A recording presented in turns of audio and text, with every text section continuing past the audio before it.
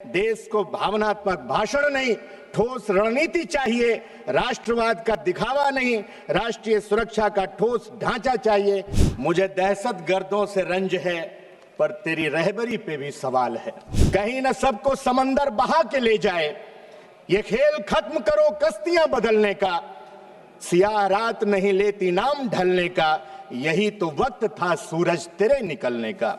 तो इधर उधर की न बात कर, ये बता कि पहलगाम क्यों हुआ। मुझे दहशतगर्दों से रंज है, पर तेरी रहबरी पे भी सवाल है। धन्यवाद सभापति महोदय। मैं बधाई दूंगा इंडिया गठबंधन के अपने नेता माननीय अखिलेश यादव जी को, राहुल गांधी जी से समेत विपक्ष के सभी नेताओं का, कि उन्होंने इस फैसला कुन जंग में सरकार के साथ चट्टान की तरह खड़े रह करके अपना समर्थन देने का काम किया है। मैं अपनी देश की बहादुर फौज और अपने वीर सैनिकों को उनका अभिनंदन करना चाहूंगा, जिन्होंने दुश्मन देश की छाती पर चढ़ करके आतंकी ठिकानों को नेस्तनाबूद करने का काम किया है। साथ ही साथ पहलगाम में हुए खुफिया तंत्र की विफलता पर, विदेश नीति के विफलता पर तथा डोनाल्ड ट्रंप की बेलगाम बयानबाजी की चुप्पी साधने पर भारतीय जनता पार्टी सरकार की कड़ी भर्त्सना भी करना चाहूंगा।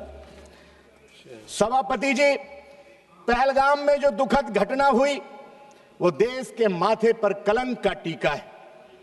देश जानना चाहता है जिन्होंने हमारी बहनों का सिंदूर उजाड़ा और ये कहा कि मोदी को जाकर के बता देना उन कायरों का क्या हुआ। उनकी चुनौती को स्वीकार करके आर पार की लड़ाई लड़नी चाहिए थी। फिर बकौल रक्षा मंत्री जी, चाहे पेंसिल टूटती या फिर पेन टूटता, कहीं न सबको समंदर बहा के ले जाए। ये खेल खत्म करो कश्तियां बदलने का, सियाह रात नहीं लेती नाम ढलने का। यही तो वक्त था सूरज तेरे निकलने का। आपने ऑपरेशन से पहले विपक्षी नेताओं से बात की थी, तो फिर सीज फायर से पहले विपक्ष को विश्वास में क्यों नहीं लिया।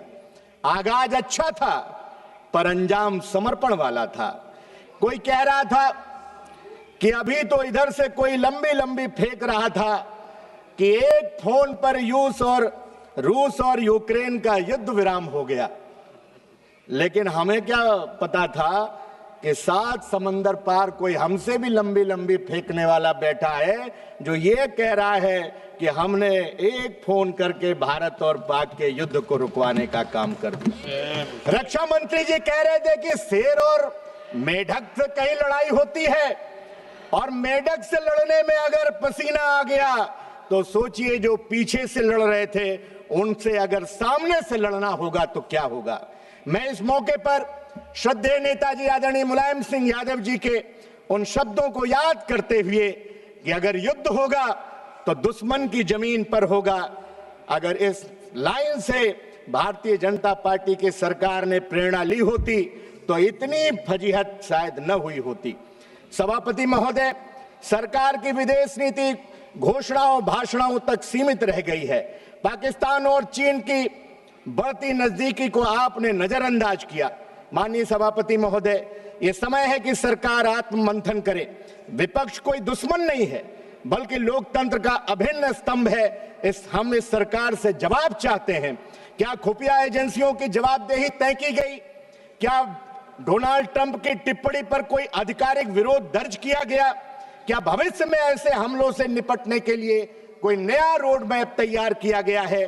देश को भावनात्मक भाषण नहीं, ठोस रणनीति चाहिए। राष्ट्रवाद का दिखावा नहीं, राष्ट्रीय सुरक्षा का ठोस ढांचा चाहिए। आपने समय दिया, आपका बहुत बहुत धन्यवाद।